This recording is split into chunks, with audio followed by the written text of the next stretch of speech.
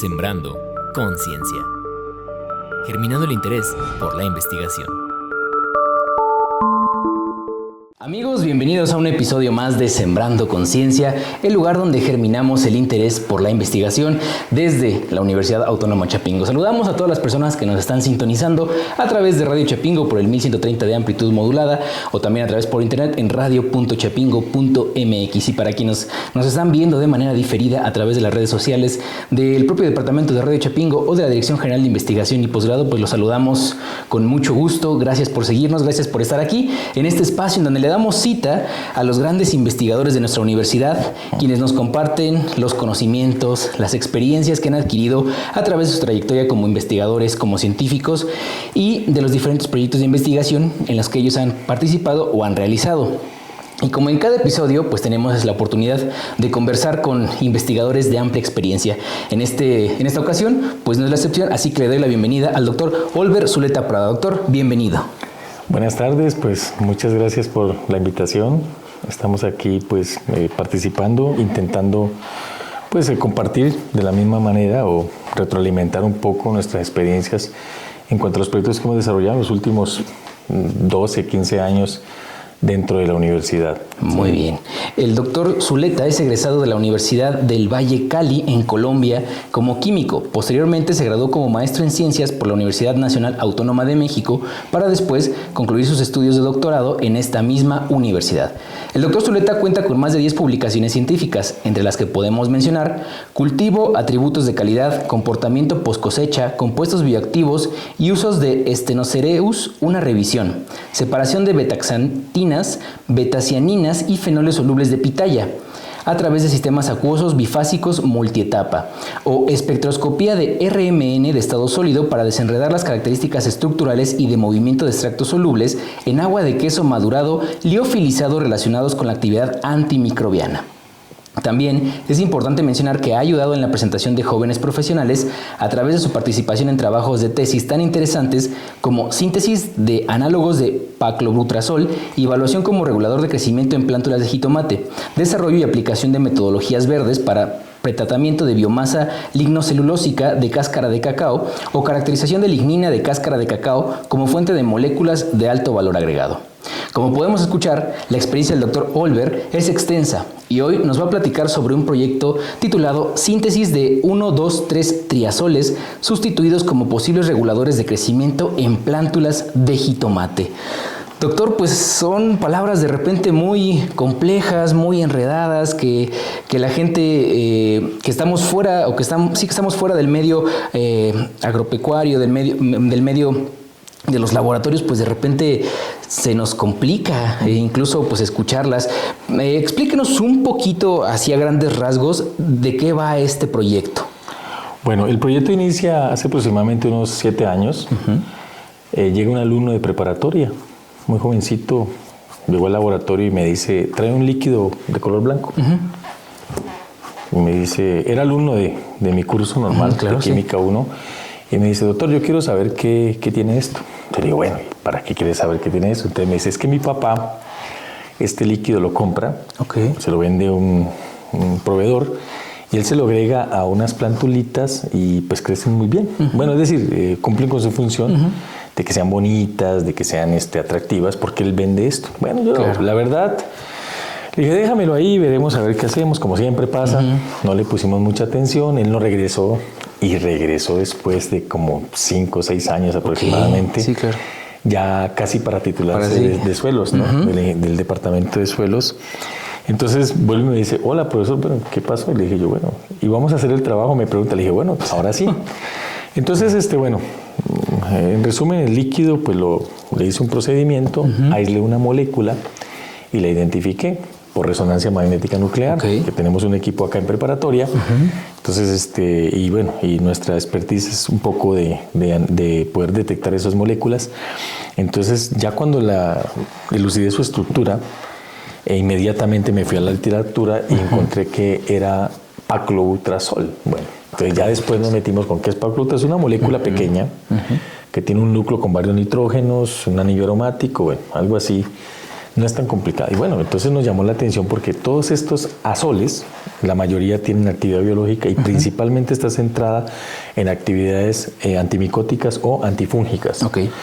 De hecho, nosotros cuando tenemos problemas, por ejemplo, de hongos, usamos el lunaconazol, sí, el fluconazol, sí.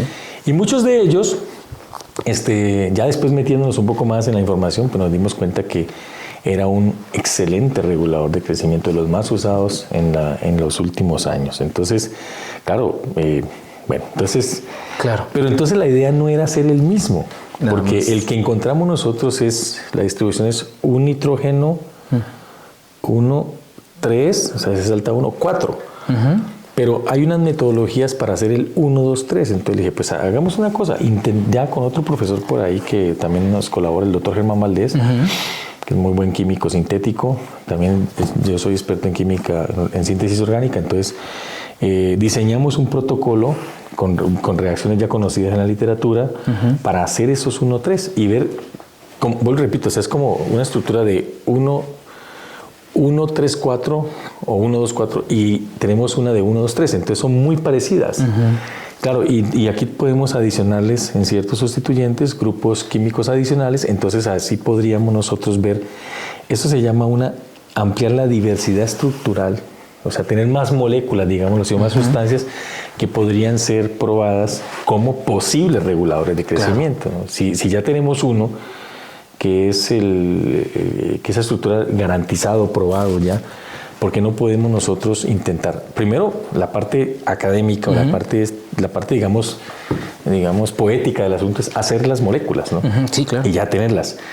Una vez las tienes, pues ver cómo las podemos aplicar. Y aquí tenemos un punto de referencia que serían esos reguladores. Pero primero buscaríamos la actividad antifúngica, ¿no? Muy bien. Sí. Y doctor, regresándonos un poquito en el pasado de su vida, ¿cómo se interesó en el estudio de las moléculas en las plantas? Bueno, mi formación en la Universidad del Valle en Cali, Colombia, fue... Bueno, yo quise estudiar de todo. Yo quise ser químico teórico, quise ser bioquímico, bueno. Pero el único que me recibieron, el único grupo que me aceptaron para hacer la tesis fue en síntesis orgánica. Okay. La síntesis orgánica se basa en la formación de hacer compuestos, porque normalmente las plantas tienen muchos compuestos que son activos biológicamente para muchas cosas, ¿no? Y entonces hacer esos, pero tienen cantidades muy pequeñitas, ¿no? O sea, hay moléculas que son extremadamente activas biológicamente, por ejemplo, anticancerígenas, muy potentes, pero resulta que la planta produce de 30 kilos de hojas, tienes 2 miligramos, 3 miligramos. Entonces ahí donde la síntesis orgánica es eso. De hecho, miren, el 95% de los fármacos que nosotros usamos diario vienen de la síntesis orgánica, que se hacen en compañías farmacéuticas de reconocido nombre, ¿no? Sin embargo, muchos de los esqueletos o de las moléculas de las cuales ellos digamos se les ocurrió hacer la síntesis vienen de origen natural. O sea que tenemos como una unión entre todos esos medicamentos sintéticos, pero su estructura, por ejemplo, claro. Para resumir, el ácido salicílico es derivado del sauce, tiene propiedades analgésicas. Sin embargo, una empresa sintetizó la aspirina, que es el ácido acetilsalicílico. Sí, claro. Bueno, y hasta la fecha, según nosotros, no hay un medicamento que compita con la aspirina, así de simple. Entonces, y cuando llegué a México, en la maestría, pues había muchos grupos de síntesis orgánica, de hacer moléculas, pero no sé, me interesó un trabajo de una profesora donde podíamos extraer moléculas de plantas y aprobarlas biológicamente, que es la fitoquímica de productos naturales. Y ahí empecé. Muy bien, con el estudio de plantas. Y ahora, doctor, regresando a las plantas, justamente ahorita que hablamos de eso, ¿nos podría explicar un poco qué es un regulador de crecimiento? Bueno, un regulador de crecimiento tiene varias funciones. Actualmente hay como unas 60 moléculas que nosotros consideramos que tienen, que la literatura considera que tiene efectos en el crecimiento de una planta. Entonces, hay una carga de hormonas, ¿sí? O una carga de sustancias, digamos así, de moléculas que están involucradas en un proceso de, por ejemplo, Si una rama se va a elongar, Sí, entonces hay una, digamos, una hormona que es la responsable del proceso de elongación. Claro. Entonces, un compuesto químico, bueno, porque la mayoría de estos reguladores, hay que ser claro, son agentes externos. Sí, no están dentro de la planta. Sí. Entonces, ya está conocido el etileno, las auxinas, bueno, varias. Entonces, cuando aplicas el regulador de crecimiento, pues la planta lo incorpora y entonces él tiene una acción, puede ser inhibitoria, es decir, que bloquea una hormona, que esa hormona libera otra hormona, o directamente ella misma es la responsable de ciertos procesos a nivel celular. Pero a veces es activación. Entonces existen dos procesos, de inhibición o activación. Entonces, por ejemplo, a veces el proceso es indirecto. El regulador de crecimiento activa una hormona que esa hormona produce la inhibición. Entonces es como un juego entre activación e inhibición. Pero bueno, entonces, bueno, ese es el proceso. Ahora, ¿qué es lo que ocurre? Cuando la planta no consume tantos recursos en cuanto a crecimiento, volumen, engrosamiento, entonces como que su proceso de producción, su proceso de llegar a frutas y a flores, bueno, yo no soy ahí. Sí, claro. Un agrónomo me podía decir, no es otra cosa, pero sí, pero dentro de mi estudio general es al inhibir estas hormonas de crecimiento, pues al no gastar recursos para elongamiento de sus tallos, claro, o un crecimiento, digamos, mucho más amplio del follaje o de la hoja, entonces pasa muy rápido o pasa más rápido a flores y fruto, que es todo el proceso, pues. Sí, claro. Y entonces por eso uno ve arbolitos de naranja de este tamaño, de este tamaño y llenos de naranjas. Sí, claro. Entonces ese es prácticamente, y bueno, y esto es muy importante que lo mencione. Sí, claro. No, todo lo que se hace en este tipo de investigaciones tiene una relación. Por ejemplo, miren, tenemos problemas gravísimos con el suelo, con el aire, con el medio ambiente, ¿sí? O sea, el problema del cambio climático es impresionante. Entonces, todas estas investigaciones por eso son aceptadas y por eso son de tanta importancia, claro, porque contribuyen a mejorar los sistemas de producción de alimentos o de producción agrícola de una manera que contrarresta esos. Hoy vamos a tener que buscar en un futuro unas condiciones muy especiales, unas condiciones muy especiales dentro de unas condiciones muy drásticas, sí, claro, para poder cultivar o para poder obtener algún producto, no sé, claro, derivado de la agronomía o lo que sea. Sí, ¿no? claro. Podría decirse entonces que, por ejemplo, estos reguladores de crecimiento hacen un uso eficiente de los recursos que tiene la planta para que entonces ahora sí tengamos una producción que alcance los estándares deseados. Claro, ese es el. Entonces, claro, por eso la industria, digamos, la industria agronómica ha involucrado muchos. Bueno, sí, ustedes, claro, saben, hay fertilizantes, hay herbicidas, y dentro de ese paquete de ayudas están los reguladores de crecimiento. Y dentro de estos reguladores de crecimiento, doctor, ¿cuáles son los más estudiados? Bueno, los más estudiados pues son precisamente los derivados de los triazoles. Que bueno, hay el unaconazol, el fluconazol inclusive es para patógenos también. Sí, patógeno. Y el placlorutrazol. De hecho, yo no pensé en algún momento que iba a encontrar, porque no conocía la molécula, claro, sí, que iba a encontrar tanta literatura, tantas aplicaciones y tantos estudios del placlorutrazol, ¿no? ¿Sí? Entonces, nomás con poner placlorutrazol ya el título de un trabajo, de un proyecto, llama la atención. Entonces, claro, son bastante estudiados precisamente por una sustancia química. Se reconoce por dos cosas. Primero, porque tiene un efecto que para ella es su efecto líder. Por ejemplo, la sustancia química es antifúngica. Pero en otras pruebas, en otros escenarios biológicos, por ejemplo, es antiinflamatorio. Actúa con los. Entonces también se mide por la amplitud de posibilidades, claro, aunque no sea no compita con un antiinflamatorio muy digamos muy marcado. Eso es. Entonces los dos aspectos son: sirve para algo, pero sirve para muchas cosas también. Claro. Entonces, esa es la característica principal de todas este tipo de sustancias. Muy bien, doctor. Y dentro de estas sustancias, ¿cuál es el principal reto de sintetizar reguladores de crecimiento para plantas? Bueno, nosotros, vamos a la cuestión. Lo primero es el reto de la síntesis.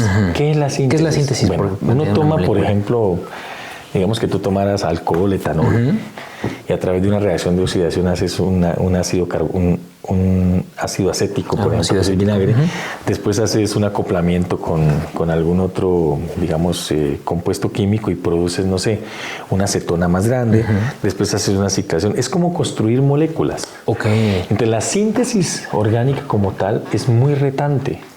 Ahora, ¿en qué nos basamos? En reacciones químicas, ¿no? Entonces, por ejemplo, nosotros para esta síntesis tomamos una materia prima que compramos ya hecha en las casas de reactivos y empezamos a hacer reacciones que conocemos. Entonces, la síntesis de estos compuestos lleva aproximadamente 4 pasos. ¿Sí? ¿Cuáles son estos pasos, doctor? El primer paso es una sustitución de un bromo, metemos en un sistema y hay una reacción que se llama una reacción click. Eso es toda una filosofía, se llama la química click. Tenemos un sistema de 3 nitrógenos con un sistema de 3 enlaces y con un catalizador de cobre se acopla y se forma el ciclo de 5. De hecho, no voy a presumir, pero en el 2006 vino el doctor Barry Sharpless. Yo me tengo una foto con Barry Sharpless. Y Barry Sharpless se había ganado el premio Nobel de Química por se llaman las epoxidaciones, o sea, convertir un ciclo de 3 y meterle oxígeno en forma de OH. Pues se lo vuelve a ganar el premio Nobel de Química en el 21, creo que es. Hace 3 años. Por la química click. Entonces, para nosotros fue una sorpresa porque mi alumno, que no es químico, pero es ingeniero de suelos, me dice, no, le dije, mira, estás haciendo las reacciones del Nobel, ¿no? Sí, del claro. Entonces, en ese proceso se forma el núcleo. Entonces, y después había una reacción donde le metemos ya un sistema, se llama aromático. Sí, el hexágono. El anillo de benceno. Y siempre uno cuando hace un diseño sintético dice, ese es el paso clave. ¿Qué significa el paso clave? Que es el más difícil. Claro. El clic ya está garantizado, pero el otro. El que sigue. Claro, entonces es como estar haciendo una construcción. Dice, el paso clave es ese, ¿no? Ese es el meollo del asunto. Hombre, y tenemos, porque también hay que tener un poco de fortuna, ¿sí? Y la reacción fue muy eficiente, nos dio bien con el apoyo del doctor Germán Valdés, que él dijo, no, hagamos eso con hidróxido de sodio, para quitar un hidrógeno y sustituir. Y ya los tenemos. Entonces, una vez nos dio la reacción, que es lo que es como el premio al sintético, es decir, entonces, ¿cómo hacemos para identificar la molécula? Pues ahí tenemos un infrarrojo, tenemos una resonancia y ya se sacan los espectros y entonces se empieza a analizar todas las señales y decimos, ahí está el compuesto.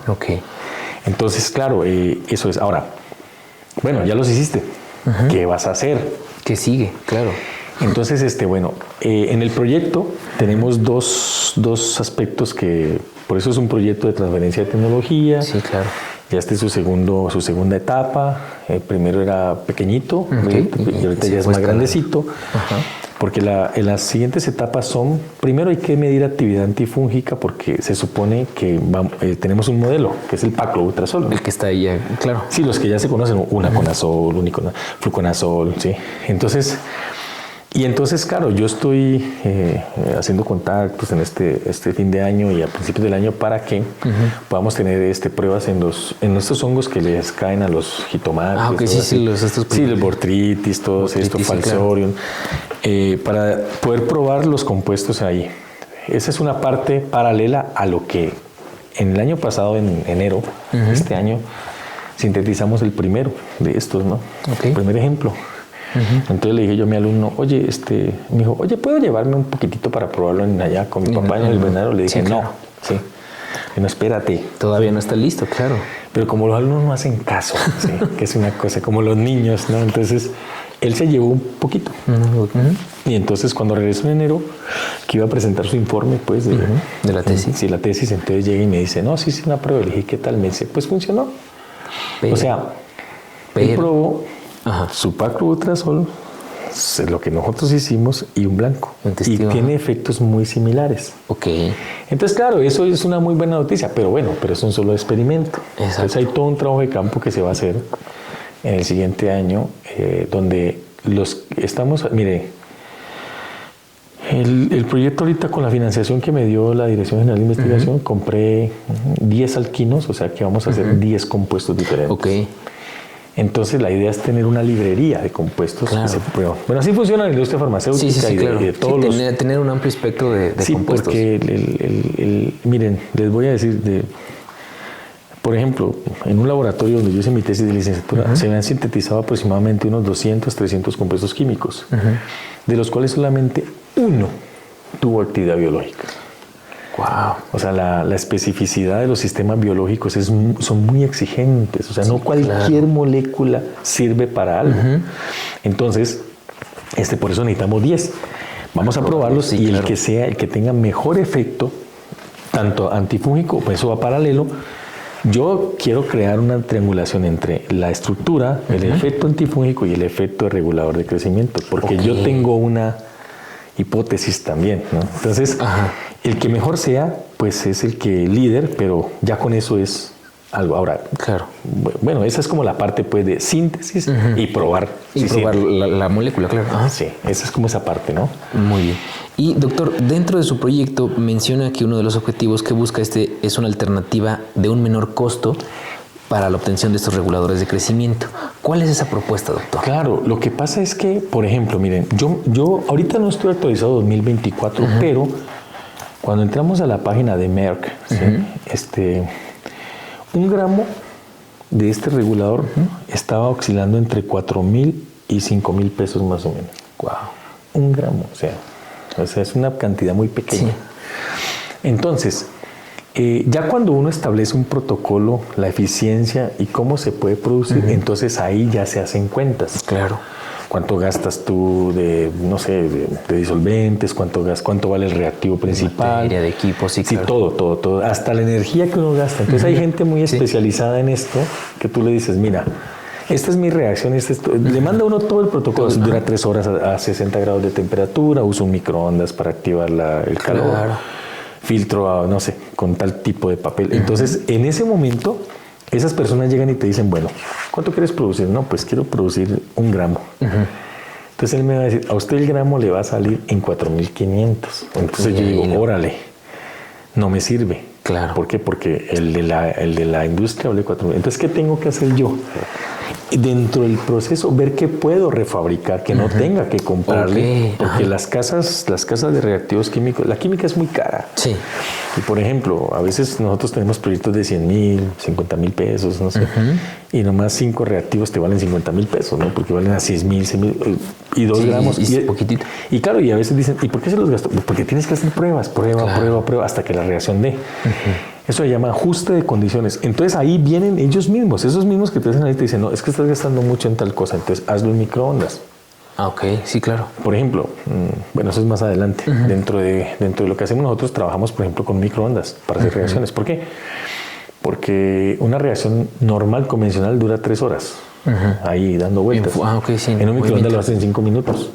Por la aceleración de las partículas. Por el calor que el microondas te genera. Sí. Que es un método eficiente de calentamiento. ¿Sí? Y eso te reduce también costos en claro, el tiempo, ¿no? Entonces, pues sí, la idea es que se hacen cuenta. Pero si él me dice a mí, el asesor, el consultor, me dice, no, a ti te va a salir con la metodología que tú estás haciendo, te va a salir en 3,000 pesos el gramo. Entonces yo ya estoy reduciendo ese costo de la empresa, el costo. Y entonces aquí, ¿qué queda? Ya uno dice, bueno,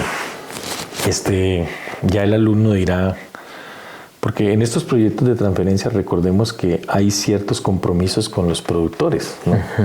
Esa es una exigencia de los proyectos de investigación, la transferencia de tecnología. Sí, llevarlo todavía.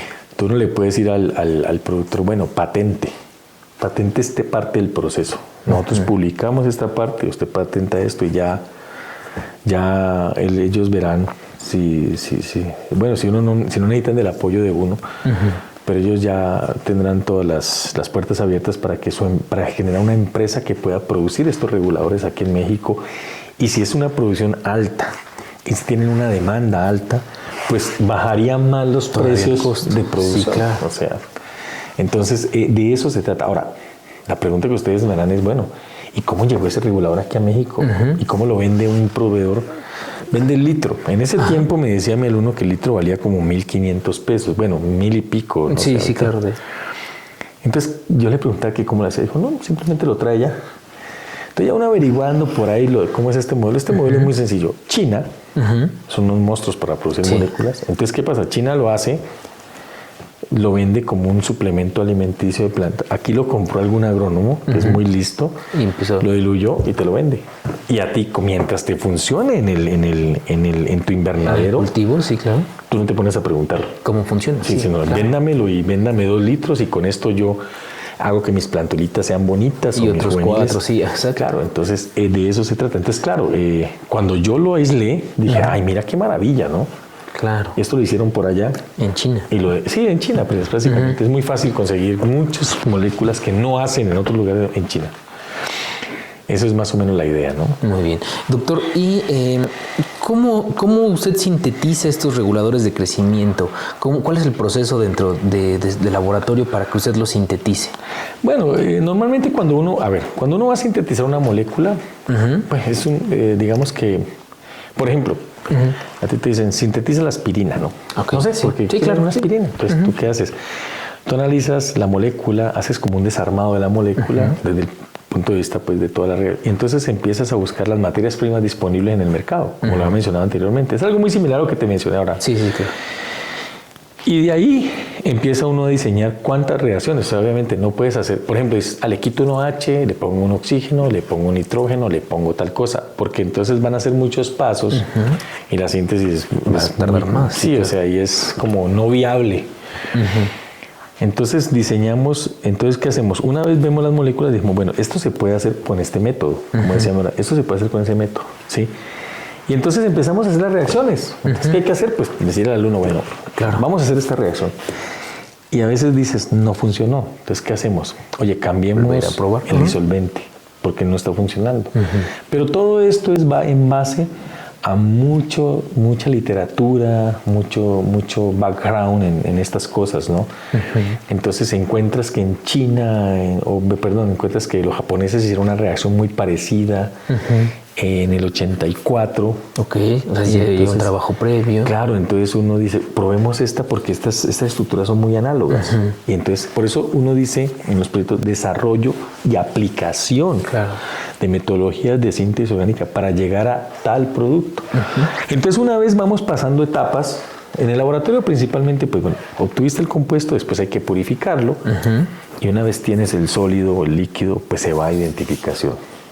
Pero no puedes pasar al siguiente paso si no has, ¿cómo se llama? Identificado el anterior, porque si no te dio, ahí murió la síntesis. No sabes cuál va a ser, ¿no? Claro, la síntesis es muy complicada. Sí, yo hice mi tesis doctoral en síntesis orgánica. Tengo en la actualidad 2 proyectos, bueno, de clascoterol y 2 más que he hecho aquí en Chapingo, que uno se debe publicar, yo creo que a principios del 2000, bueno, a mediados del 2025, porque está muy atrasado. Entonces, ya está todo. Sí, nada más. Solo falta escribir. Claro.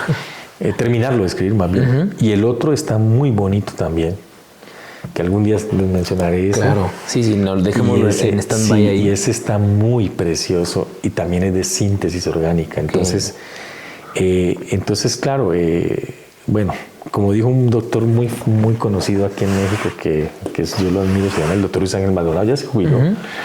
Él decía, todo lo que escribes en el papel es hermoso porque da. Claro. Pero inténtalo hacer en el frasco, ¿no? En el matraz, en la bolita, ¿no? Sí. Entonces, bueno, una vez purificamos eso. Entonces, la verdad, les puedo confesar que hemos sido muy afortunados. Pero obviamente, para ser afortunado en la síntesis, o sea, de decir, voy a hacer esa molécula así como está, también, pues, no es gratis tampoco. O sea, tenemos un profundo conocimiento de la literatura. ¿Sí? Claro. Estamos constantemente indagando artículos, actualizándonos. Y bueno, yo acabo de venir de España de un congreso iberoamericano de química orgánica y tuve el placer de sentarme y conversar un rato con un doctor del ETH, del profesor Eric Carreira, que para mí siempre fue uno de los que podría ser un Nobel de Química, ¿no? Ya no, porque ya pasó su tiempo, pero sí, es un tipo brillante. Entonces, cuando cuando estuve en su seminario, vi los que haces y es impresionante. Entonces, claro, si me preguntan, bueno, ¿y cuál fue el último artículo del doctor Carreira? Bueno, fue el 24, ¿no? Sobre ese tema. Demoraron 3 años haciendo un fármaco impresionante. ¿Sí? Wow.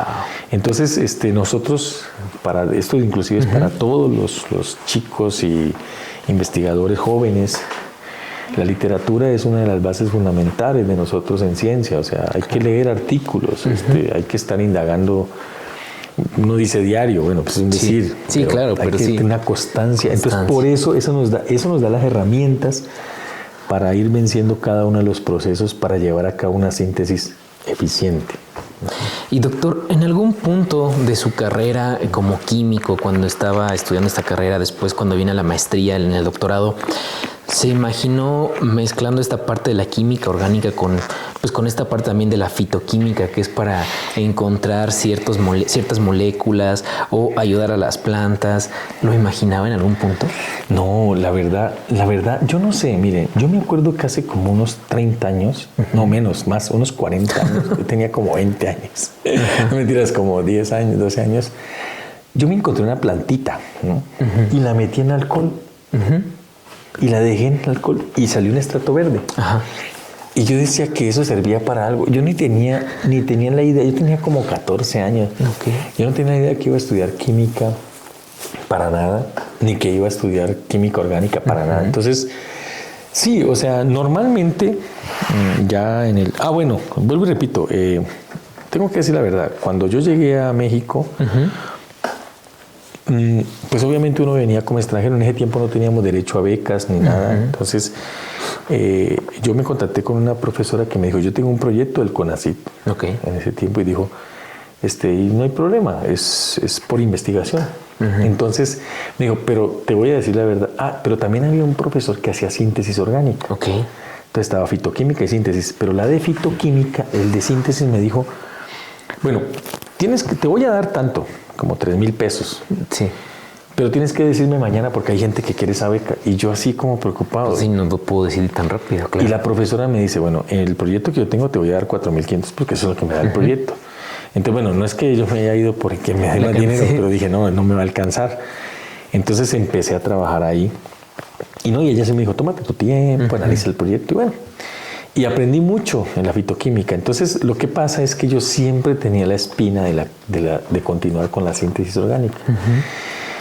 Entonces, la profesora desafortunadamente ya tenía maestría. Y en el posgrado en Ciencias Químicas de la UNAM, ella no me podía dirigir. Claro. Entonces, claro, yo quería hacer el doctorado con ella. Sí, claro. Y ella me dio la opción, me dijo, si quieres hazlo yo te dirijo, pero vete con tal profesor. Y a mí eso no me gustó. Claro, porque yo dije, no, yo con usted o aquí. Entonces ya había un investigador joven, muy brillante, me caía muy bien y todo eso. Y yo le dije que qué posibilidades había hacer de la tesis con él. Y él me dijo, bueno, pues hablamos, ¿no? Sí. Y bueno, y me aceptó. Él actualmente es el director del Instituto de Química de la UNAM. Wow. Es uno de los tipos más prestigiosos en síntesis orgánica. Tuve una fortuna de estudiar con él, doctor Luis Demetrio Miranda, brillante, ¿sí? Y entonces, y aprender, ¿no? Que es lo más importante, aprender todo. Entonces, claro, yo tuve la fortuna, porque hay sintéticos, o sea, que solo se dedican a hacer reacciones químicas. Y hay fitoquímicos que solo se dedican a extraer de las plantas sustancias. Ahora, bueno, no me iba a adelantar, pero lo tengo que decir. Dígalo. ¿Dónde está una combinación? En este proyecto no, pero fíjate, yo aislé de una planta que trabaja una doctora Diana Guerra, del Sierra Norte de Puebla. Aislamos un compuesto que tiene 2 grupos de aldehído. Entonces, y se aísla en abundancia. Entonces yo le propuse a un alumno una reacción sencilla para volver esos 2 aldehídos un pirrol, que es un heterociclo, que es un compuesto como alcaloideo, pero con sustituyentes. Ese es el proyecto que te digo que... Está muy bonito y claro. Entonces, ¿qué es? Eso se llama semisíntesis. ¿Y qué es? Tú aíslas un producto natural. Bueno, ese producto natural que se aisló tiene efectos antifebrífugos y todo eso. Es decir, en Colombia y en México, cuando te pica una serpiente o algo así, lo pueden. Claro, esos son antivenenosos, o sea, tienen su efecto. Actúa, claro. Entonces, esa molécula, esta molécula es activa biológicamente, garantizado. Y tú le metes un sistema de un ciclo de 5 miembros con un nitrógeno que son extremadamente activos biológicamente. Entonces, la idea es garantizada que tú vas a potencializar el efecto para otras cosas. Claro. Esa es la tesis de un estudiante de la UNAM que vino acá con apoyo de otros de acá, muchachos de Chapingo, que sacaron la molécula. Y entonces hicimos pirroles, se llaman. Pirroles. Esos pirroles. Entonces ahí es una combinación de la fitoquímica con la síntesis orgánica, claro. Eso ya es como la cúspide de ambas. Sí. Claro, sí. Entonces, claro, si yo no supiera fitoquímica, no hubiera identificado la molécula. O si yo no hubiera trabajado en fitoquímica. Y si no tuviera idea de hacer síntesis orgánica, pues tampoco hubiera sintetizado nada. Sí, claro. Y entonces claro, ha sido un poquito complejo porque, aunque aíslas el compuesto, a veces por ahí como que se deteriora un poco. Pero esa fue la tesis de licenciatura de un alumno de la UNAM. Eso es un artículo que esperamos al final del 2025 terminar porque hay todavía muchas pruebas que hacer. Y ese se llama semisíntesis. Tomas un producto natural, un alcaloide o algo, lo transformas químicamente con un paso sintético y lo vuelves probablemente mucho más activo. O a lo mejor no sirve. Sí, se inhibe, claro. Se inhibe. Pero cuando tiene 2 núcleos estructurales ya garantizados, casi es sumatorio. Claro. Pero también esa parte del no sirve, pues es la parte de la experimentación, es la parte del me equivoqué, vamos a volver a replantear nuestra hipótesis, que también dentro de la investigación, dentro de toda esta parte de laboratorio, pues es importante de repente aceptar que no todo va a cuadrar, ¿no, doctor? No, claro. De hecho, precisamente, tanto los productos naturales, bueno, en fitoquímica, por ejemplo. Sí, claro. Ahorita tengo un proyecto de una alumna de Profoni, que ella, una alumna de aquí de Chapingo, una vez me llevó una planta y dijo, es una planta jabón. Y yo, sí, planta jabón, sí, claro. Entonces exprimimos los frutitos y sí salió jabón, salió. Porque lo usaban como una detergente natural en la región de Guerrero. Una región de Guerrero. Sí, claro. Entonces dije, listo. Pero con la pandemia y se fue la niña. Sí. Y hace como 2 años retomé el proyecto y le escribí y le dije, oye, ¿puedo estudiar fitoquímicamente tu planta? Y me dijo, haga lo que quiera, doctor. Si quiere le ayudo a conseguir más. Y llegó la niña de Profoni, entonces la pusimos a trabajar. Bueno, esta planta, de hecho se presentaron algunos resultados ya aquí en la demostración de campo. Sí.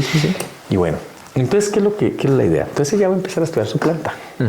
Cuando tú haces fitoquímica, que quieres sacar moléculas de planta, volvemos a lo mismo. Tiene 2 ideas principales. Número 1, el paradigma es encontrar una molécula nueva. Claro. Porque una molécula nueva ya es garantizada todo. Todo se garantiza. O encontrar, como la planta nunca ha sido estudiada, encontrar moléculas que sean conocidas, claro, pero que tengan actividad biológica. Voy a hacer un paréntesis para hacer un comercial. Mire, nosotros hace como, no sé, ya no recuerdo, como 10 años o más, 12 años, se aisló en el laboratorio una moleculita. Entonces el doctor Benito, que es otro colaborador, otro investigador, la identificamos y yo le sugerí, porque era nueva, le sugerí, doctor, pongámosle chapingólida. ¿Por qué no un iridólido? Y me dijo, ¿por qué? Le dije, pues no tiene nombre. Cuando encuentras una molécula nueva, tú le puedes poner el nombre que quieras. Sí, sí, es el nombre de tu gato. Sí. Entonces existe la randecina, la no sé qué, pues la linina. O sea, hay muchas que en honor. Y yo le dije, pongámosle en honor a chapingólida. Y sí, es la chapingólida. Entonces, si no lo sabían, a todos nuestros radioescuchas y público que nos está viendo a través de las redes sociales, tenemos una molécula orgánica con el nombre de chapingo. Se llama chapingólida. La chapingólida. En inglés chapingólide. Y eso fue entre el doctor Benito y yo que sugerimos bautizarla así.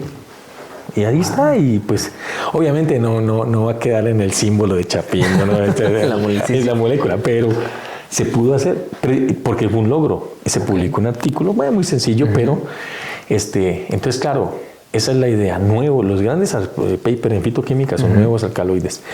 Entonces, bueno, vuelvo y repito. Entonces, en resumen es encontrar moléculas nuevas. Entonces, ¿qué pasa? Digamos que la niña está haciendo purificación y resulta que después de un año de trabajo arduo, encontró que las moléculas son conocidas. Ok. Entonces yo te digo, no te decepciones. Pues claro. A lo mejor, bueno, le hacemos pruebas biológicas y podemos demostrar que nunca se había estudiado la planta y que pues esas moléculas, y que aunque sean moléculas conocidas, pero bueno, por lo menos se aportó al estudio de la planta. Claro. Pero claro, o sea, imagínate, vuelvo y te repito, o sea, ¿cuántas plantas se han estudiado en el laboratorio? Digamos que 20 especies de vegetales y hemos encontrado una nueva. Sí. Entonces, imagínense cómo es de duro. Pero eso es parte de la investigación científica, ¿no? De que no siempre ese punto alto, no más bien ese paradigma de encontrar algo nuevo. Siempre pero cuando ellos encuentran una molécula que pueden identificar, se ponen muy felices. Claro. O sea, mi alumna de profonía está feliz porque le dije en los últimos análisis por encima que tenía un aldehído y un sistema conjugado de doble enlace, que eso es muy interesante. Entonces dijo, tengo que sacar esa molécula. Claro. Porque a lo mejor es la buena, ¿no? De eso se trata. Muy bien, doctor. Y dentro de esta propuesta del proyecto de síntesis de 1,2,3 triazoles, ¿cómo le gustaría que impacte en los alumnos de la universidad? Es decir, que se animen a estudiarlo más, que se animen a probarlo, que hagan más tesis, que se acerquen, que tengan este acercamiento con el laboratorio y también llevarlo a campo. Y 2, ¿cómo le gustaría que impacte en la industria de la producción de alimentos? Bueno, en el primer punto, la academia es muy, muy abierta, ¿no? Es decir, miren, cuando uno le habla estos temas a los alumnos de aquí, por ejemplo, de Chapingo, ellos a veces no entienden mucho de la cuestión estructural, inclusive el nombre, 1, 2, 3. Sí, claro. Pero si uno le dice, mira, es una sustancia química que yo le agrego a una plantita y le ayuda para que la plantita no crezca mucho, pero que genere sus productos, ¿no? Claro. Entonces, y te puede mejorar cultivos. O le dices, por ejemplo, este compuesto es antifúngico. Entonces, cuando tú lo agregas a una planta, ella deja de luchar en contra de los hongos. Claro. Y esa es una hipótesis que yo tengo. O sea, es decir, porque normalmente hay un efecto interno de inhibición de hormonas y todo esto, pero yo también creo que hay aportes adicionales. Por ejemplo, si yo fuera una planta y a mí me dicen, miren, le vamos a dar un medicamento que nunca ha probado, le va a dar, sí, pero nunca le va a dar, ¿qué? Diarrea, por ejemplo. Ok, sí, claro, bueno, sí, está extrapolando. Entonces tú dices, bueno, pues entonces yo voy a hacer deporte todo el día, o sea, voy a comer lo que quiera, ¿no? Sí, clano. O sea, entonces en la planta, extrapolándolo, yo pienso que cuando la planta usa, nosotros no vivimos dentro de una plantita. Sí, no tenemos. Pero yo pienso que la plantita está siendo atacada todo el día y a toda hora por hongos, bacterias, microorganismos, parásitos, todo. Pájaros. Sí. Y la planta es tan lista o tan eficiente, tan especializada, que ella usa recursos brutales para combatir eso y poder sobrevivir. Pero si tú le ayudas con un antifúngico y le quitas que no produzca sustancias para matar hongos, yo creo que la planta se dedica más a reproducir. Claro. O sea, a llegar más rápido al fruto, a cumplir con su función de llegar a reproducirse, generar su fruto, ¿no? Su semilla, su flor, su fruto, semilla. Sí, lo que se ocupa. Claro, entonces también le estás ayudando a la planta. Entonces, cuando uno le explica de esa forma a los alumnos que son expertos en agronomía, pues esa es otra cuestión, perdón que lo diga así, que me interrumpa yo mismo. No, claro, sí. Siempre pensamos nosotros los químicos cómo involucrarnos dentro de la misión y la visión y los objetivos realmente de esta casa de estudios, que tienen que ver mucho con la producción agronómica, con la producción de alimentos, con muchas cosas, bueno, para resumir. Entonces, claro, a veces es muy difícil para nosotros como un químico de frasco y de mesa, ver cómo tus trabajos pueden incidir o pueden, digamos, navegar en las ideas y en el trabajo de la industria agronómica, de la industria de alimentos.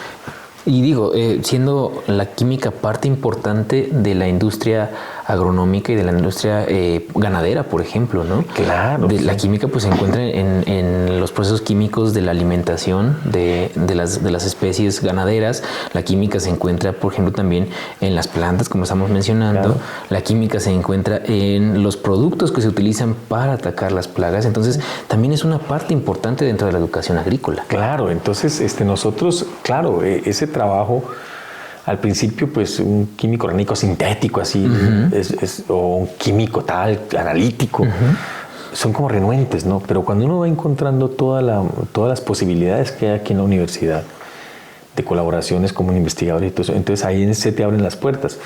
Entonces, por ejemplo, digamos, en la parte de la producción agroalimentaria, obviamente es una incidencia directa. ¿Por qué? Claro. Porque si tú puedes mejorar la salud de las plantulitas, bueno, ahorita te explicaba a alguien hace rato, bueno, sí. Por ejemplo,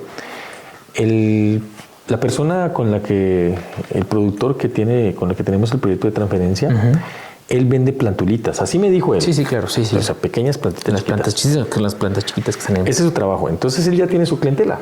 Él llega un señor y le dice, bueno, quiero jitomate y quiero 1000 plantulitas.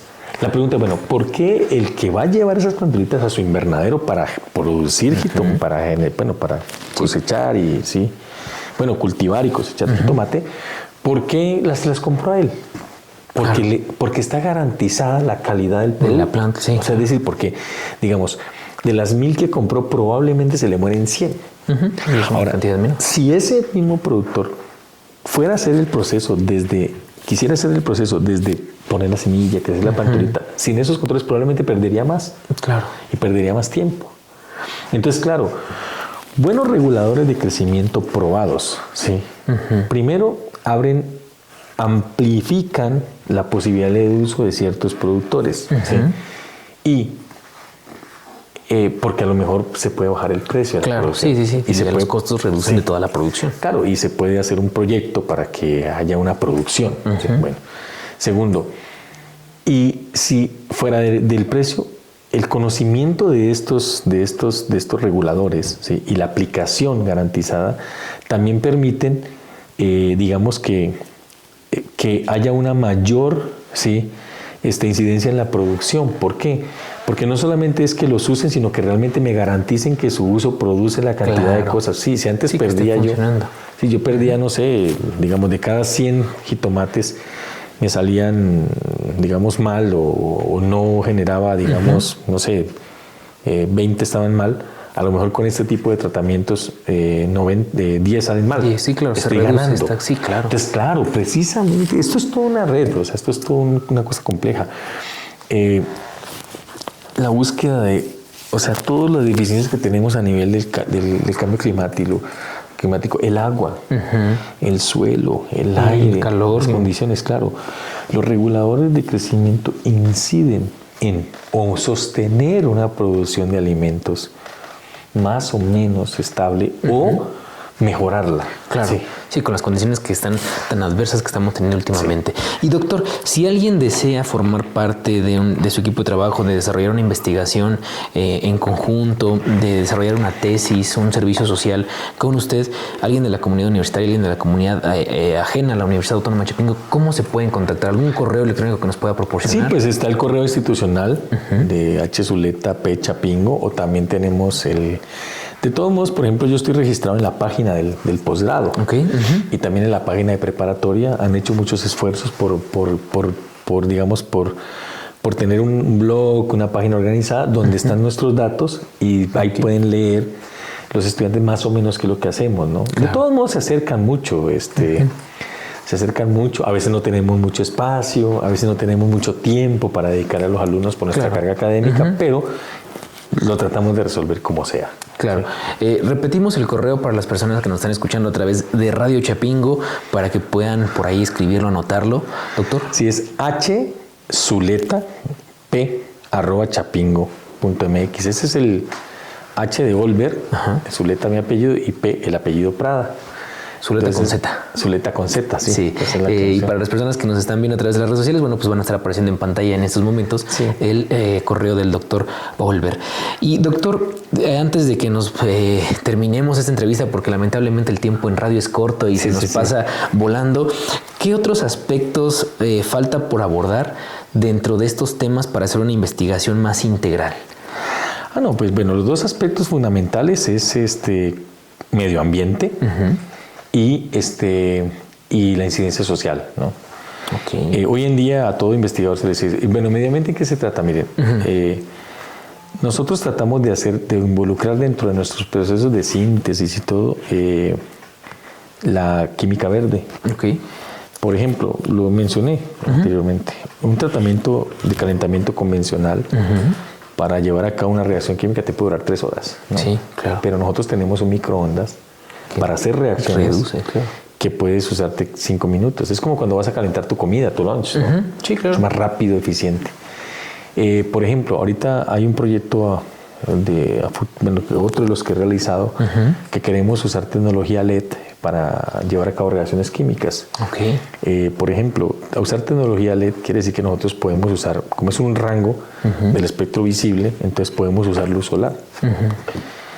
Hay muchos proyectos que... Claro. Entonces, hoy en día es una exigencia y es una filosofía de trabajo tratar de implementar metodologías verdes, o sea, reacciones en agua, reacciones en ausencia de disolventes, protocolos donde no generes tantos desechos, o reciclar esos desechos. Los desechos que hay todavía. Entonces, eso es un reto que se debe involucrar en cualquiera de los proyectos de investigación que sean, tanto de esta parte o de cualquier otro tipo de trabajo, puede ser en alimentos o en química, en bioquímica, etc. Claro. Y el segundo reto es eso, o sea, la incidencia social, o sea, cómo poder de que, digamos,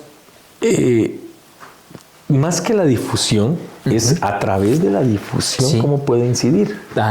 Sí, claro, llegar a los productores, cómo que es que lo acepten, cómo es que se pueda aplicar, claro. Claro, o sea, eso sería un sueño realmente. ¿Por qué? Porque el productor es muy tácito, muy, muy, no digamos pragmático, pero él te dice, bueno, ¿me sirve o no me sirve? Claro.